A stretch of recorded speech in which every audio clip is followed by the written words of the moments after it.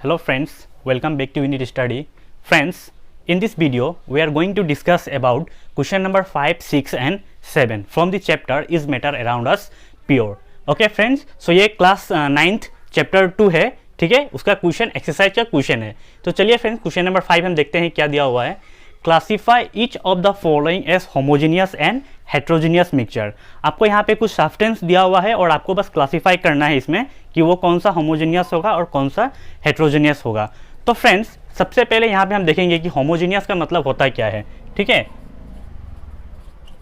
Homogeneous. Okay friends, homogeneous और एक है हेट्रोजेनियस. हमें पहले ये जानना होगा कि होमोजेनियस और हेट्रोजेनियस होता क्या है. होमोजेनियस मतलब होता है फ्रेंड्स यूनिफॉर्मली कॉम्पोजिशन. ओके, या फिर आप ये भी कह सकते हो यूनिफॉर्म डिस्ट्रीब्यूशन कंपोनेंट. जो कोई भी अगर सॉल्यूशन हम लेते हैं और अगर इस सॉल्यूशन, जैसे कि इसमें क्या है फ्रेंड्स, इसमें क्या रहता है सॉल्वेंट. ओके, इस सॉल्वेंट के अंदर अगर हम कोई भी सोल्यूट को यहाँ पे ऐड करें तो ये क्या होगा, यहाँ ये सॉल्यूशन के अंदर मतलब इस सॉल्वेंट के अंदर ये टोटली क्या हो जाएगा, डिसॉल्व हो जाएगा. ओके, सो इसे हम कहते हैं यूनिफॉर्मली कॉम्पोजिशन. और यहाँ पे हेट्रोजीनियस में सेम वही होता है लेकिन इसका ऑपोजिट होता है. मतलब कि ये था यूनिफॉर्मली कॉम्पोजिशन, ये होगा non uniformly composition. For example ये एक सॉल्यूशन है जिसके अंदर ये सॉल्वेंट है और सॉल्वेंट में हमने कोई भी यहाँ पे सोल्यूट ऐड कर दिया. ठीक है, सोल्यूट ऐड करते हैं तो यहाँ पे क्या होगा फ्रेंड्स, ये अनडिजोल्व होगा, जिसे हम कहते हैं नॉन यूनिफॉर्मली कॉम्पोजिशन, या फिर आप कह सकते हो non uniform distribution component. Okay, तो ये था इसका होमोजेनियस और हेट्रोजेनियस का. तो यहाँ पे हमें क्लासिफाई करना है. ठीक है, तो चलिए अब इसका हम आंसर लिखते हैं. क्या होगा, बहुत ही सिंपल होगा फ्रेंड्स. ये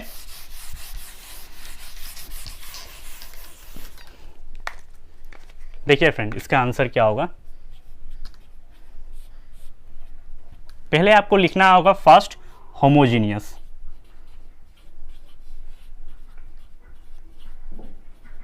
ठीक है, होमोजेनियस, और यहां पे हम लिख लेते हैं हेट्रोजेनियस.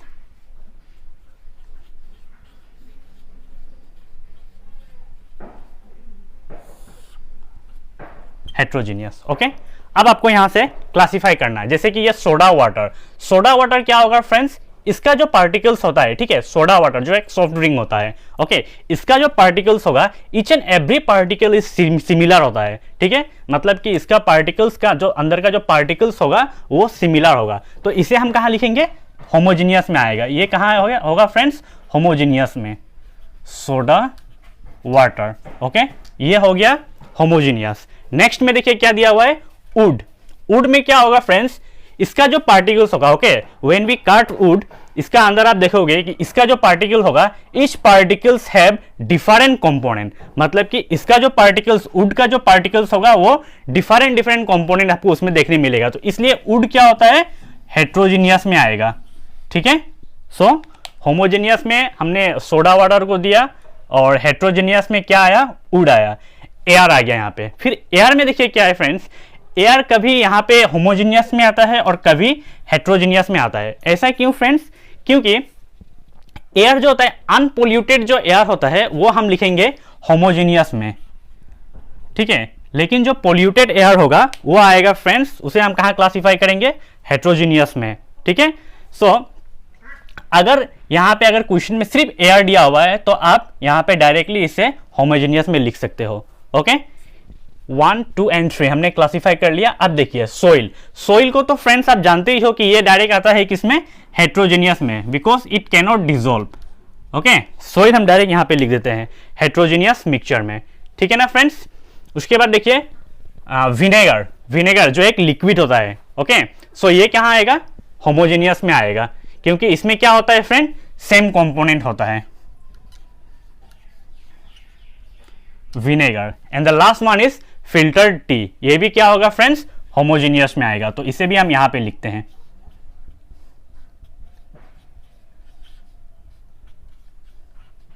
ठीक है, सो ये हो गया classify between homogeneous and heterogeneous. Soda water जिसका क्या होगा फ्रेंड्स, होमोजेनियस में आएगा because each and every particle is similar. ठीक है, एयर जो होगा, अगर एयर सिर्फ दिया हुआ है तो आप इसे होमोजेनियस में लिखोगे.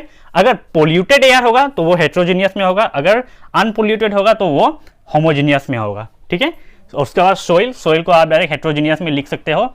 विनेगर एंड फिल्टर टी, ये सब कहां पे आएगा फ्रेंड्स, होमोजीनियस मिक्सचर में, that is they have a same component. तो ये हमने क्लासिफाई कर लिया होमोजीनियस और हेट्रोजीनियस। ओके, चलिए अब हम करते हैं फ्रेंड क्वेश्चन नंबर 6, आप इसे नोट कर सकते हो, ठीक है।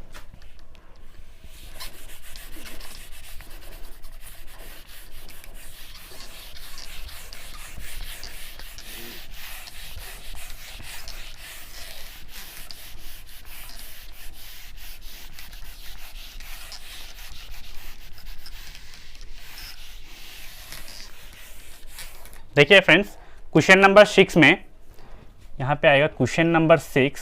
क्वेश्चन नंबर 6 में हमें दिया था क्वेश्चन में कि how would you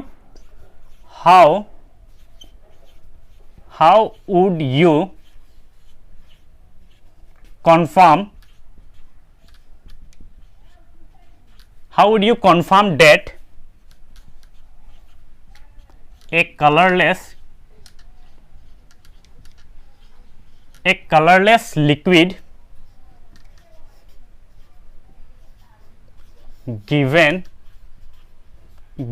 to you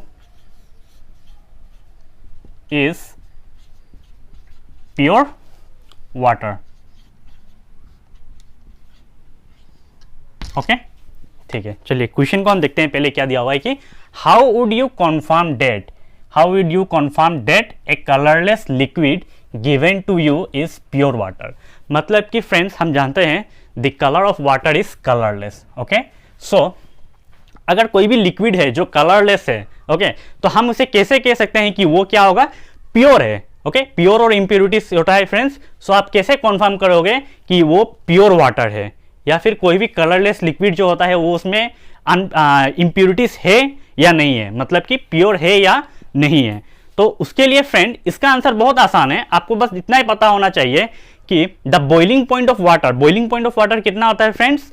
हम जानते हैं कि बॉइलिंग पॉइंट ऑफ वाटर होता है 100 डिग्री सेल्सियस पे। ओके, सो अगर वाटर 100 डिग्री सेल्सियस पे बॉइल हो जाता है तो हम उसे हम कह सकते हैं कि वो एक प्योर वाटर है। ओके, बट अगर उस वाटर को बॉइल होने के लिए 100 डिग्री सेल्सियस से ज़्यादा चाहिए, मतलब कि उसका बॉइलिंग पॉइंट मतलब क्या होगा, 100 डिग्री से एबोव होगा, इंक्रीज हो जाएगा, तो हम क्या कहेंगे friends, that is not pure. मतलब कि उस वाटर क्या है, उस कलरलेस लिक्विड क्या है, कोई भी जो लिक्विड दिया हुआ है जो उसमें क्या है, इम्प्योरिटीज है, मतलब कि वो इम्प्योरिटीज है, प्योर नहीं है। तो इसका आंसर आप कैसे लिखोगे फ्रेंड्स, वो देखिए यहाँ पे मैं इसका आंसर भी दे देता हूँ। यहाँ पे देखिए, every pure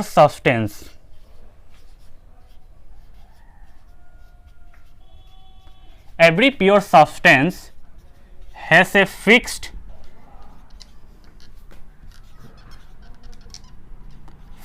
boiling and melting point।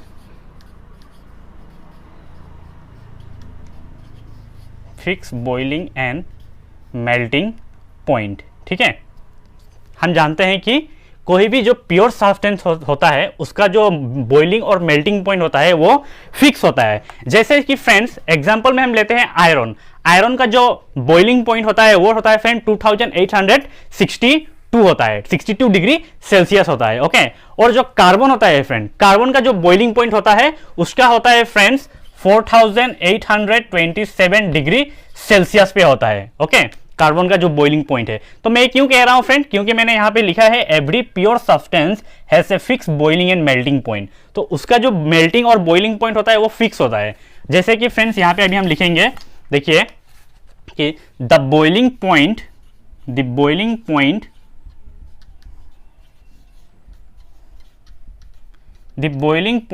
Of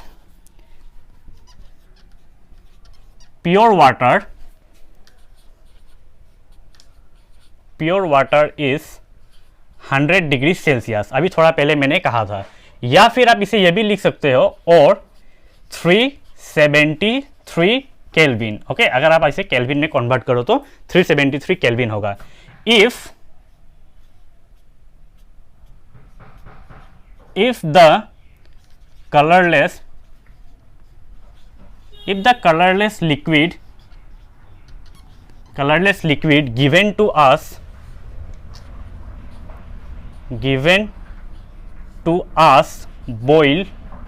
boils at 100 degree Celsius. Okay, अगर वो 100 डिग्री सेल्सियस पे बॉईल होता है तो हम इसे क्या कहेंगे? It will be confirm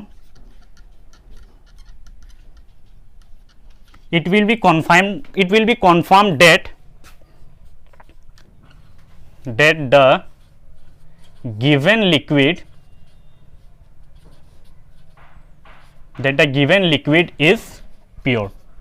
okay, pure water. ठीक है फ्रेंड्स, यहां तक आप समझ में आ रहा है आपको? ठीक है, अब देखिए, एंड द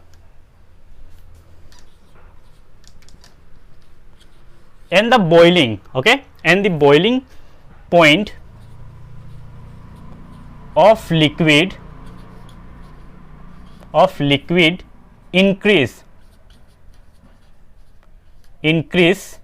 okay, अगर उस boiling point of liquid will be increase and the boiling point of liquid increase if it contain, जैसे मैंने कहा था ना फ्रेंड्स, अगर वो 100 डिग्री सेल्सियस के अगर ऊपर अगर होगा तो क्या लिखेंगे हम? if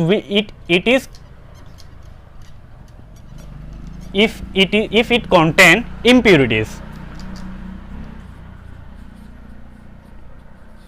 contain impurities, okay. ठीक है, देखिए यहाँ पे, देखिए इसका आंसर यहाँ पे कंप्लीट हो गया। देखिए, every pure substance has a fix boiling and melting point. जैसे कि मैंने कहा था, आयरन का जो बॉइलिंग पॉइंट होता है वो कितना होता है? 2862 डिग्री सेल्सियस होता है। ओके, सो सब प्योर सब्सटेंस का फिक्स बॉइलिंग पॉइंट होता है, boiling point and melting point. Okay, the boiling point of pure water is 100 degree Celsius. अगर उसमें आप केल्विन पे कन्वर्ट करोगे तो 373 K होगा। If the colourless liquid given to us boil at 100 degree Celsius, अगर हमें कोई भी कलरलेस लिक्विड दिया है और वो अगर 100 डिग्री सेल्सियस पे बॉइल होता है, so it will confirm that the given liquid is pure water. उस पर हम कन्फर्म कर सकते हैं। यहाँ पे हमने क्वेश्चन क्या दिया था? How would you confirm? So हम ऐसे कन्फर्म कर सकते हैं। ठीक है, pure water. And the boiling point of liquid increase, अगर वो इंक्रीज होता है 100 डिग्री सेल्सियस से, ओके, इंक्रीज होता है इफ इट कंटेन इम्प्यूरिटीज, अगर उसमें इम्प्यूरिटीज होगा तो उसका बॉइलिंग पॉइंट भी इंक्रीज हो जाएगा। ठीक है फ्रेंड्स, सो ये हो गया इसका क्वेश्चन नंबर 6 का कंप्लीट आंसर। ठीक है, आप इसे नोट कर लो फ्रेंड्स। ओके, अब मैं इसे रफ कर लेता हूं। अब हम करेंगे इस वीडियो का last question, that is question number 7।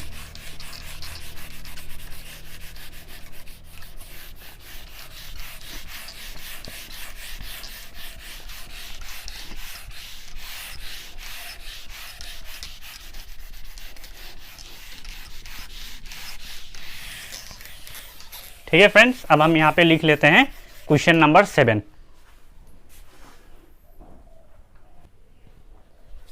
देखिए फ्रेंड्स, यहाँ पे मैंने क्वेश्चन नंबर 7 लिख लिया है। तो देखिए फ्रेंड्स, क्वेश्चन नंबर 7 में क्या दिया हुआ है कि which of the following material fall in the category of a pure substance. Okay, यहाँ पे हमें कुछ मटेरियल्स दिया हुआ है और इस मटेरियल्स में से कौन सा प्योर सब्सटेंस में आता है, बस आपको वही यहाँ पे बताना है। ठीक है, तो इसका आंसर देखिए हम लिखते हैं यहाँ पे, बहुत सिंपल आंसर है इसका भी। सबसे पहले आपको ये जानना होगा कि प्योर सब्सटेंस क्या होता है friends. Pure substance,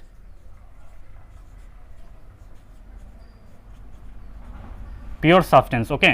pure substance माने हम लोग क्या पढ़े थे friends? Pure substance, a substance made of one kind of particle। ठीक है, देखिए, a substance made up of one kind of particle is called pure substance. अगर उसमें वन काइंड ऑफ पार्टिकल सिर्फ होगा तो उसे हम कहेंगे प्योर सब्सटेंस। तो यहां पे आपको डिनोट करना है। और हम जानते हैं फ्रेंड्स, ओके, ठीक है, और हम जानते हैं फ्रेंड्स कि all elements and compound are said to be pure. यहां पे देखिए इसका आंसर, अब हम इसका आंसर लिख रहे हैं, all elements and compound all elements in compound are pure substance,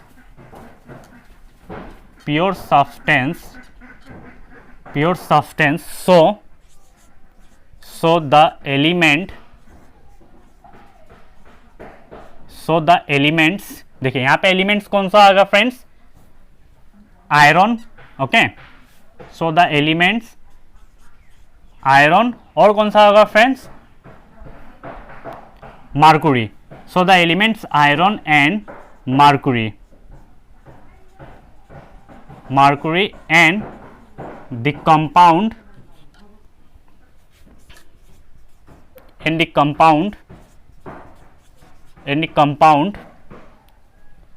कौन सा होगा friend, compound ice, okay, that is an water, so ये कंपाउंड होगा, एंड द कंपाउंड आइस, और क्या होगा यहाँ पे, कौन सा कंपाउंड होगा यहाँ पे, hydrochloric acid, that is hydrochloric acid, आप HCl भी लिख सकते हो,